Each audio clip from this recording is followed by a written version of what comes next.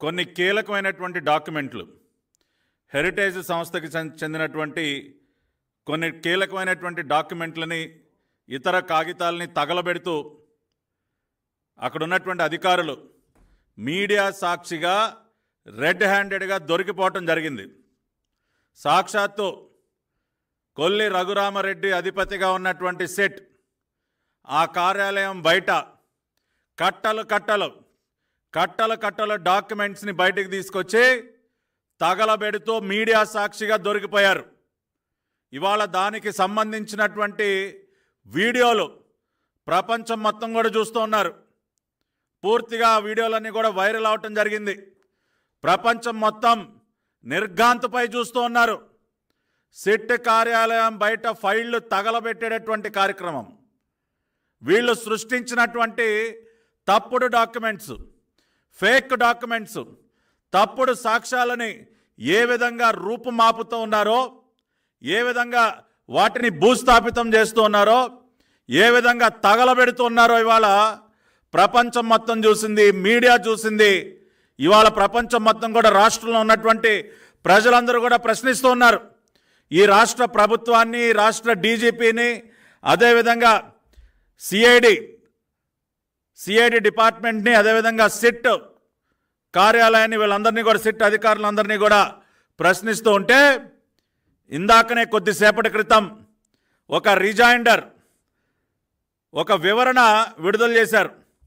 ఇది ఎంత హాస్యాస్పదంగా ఉందంటే, government of Andhra Pradesh economic offences wing, crime investigation department వాళ్ళు ఇచ్చినటువంటి వివరణ. ఈ వివరణలో ఏం రాస్తారంటే, వీళ్ళు మేము సూటిగా ఉదయం నుంచి ఒకటే ప్రశ్నిస్తూ ఉన్నాం, ఎందుకు తగలబెట్టాల్సిన అవసరం వచ్చింది? హెరిటేజ్ సంస్థకి చెందినటువంటి కొన్ని డాక్యుమెంట్లు కానీ, లేదంటే మీరు తప్పుడు కేసులు పెట్టి ఏదైతే కొన్ని దొంగ పత్రాలు సృష్టించారో, ఫేక్ డాక్యుమెంట్స్ సృష్టించారో, గత 5 సంవత్సరాలుగా రాష్ట్రం మొత్తం చూస్తూ ఉంది.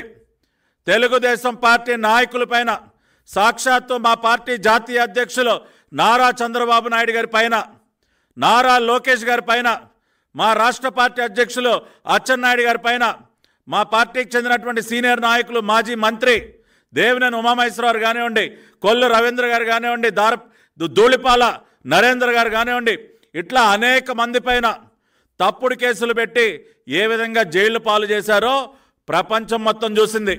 ఆ రకంగా తప్పుడు కేసులు కట్టడానికి, తప్పుడు కేసులు పెట్టడానికి చాలా రకాలైనటువంటి ఫేక్ డాక్యుమెంట్స్ను కూడా సృష్టించింది ఫేక్ ప్రభుత్వం.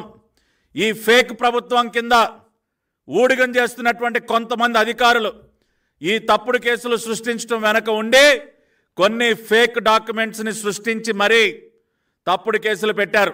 అవన్నీ తప్పుడు కేసులు కాబట్టే న్యాయస్థానాలలో కూడా ఏవి కూడా నిలబడినటువంటి పరిస్థితి.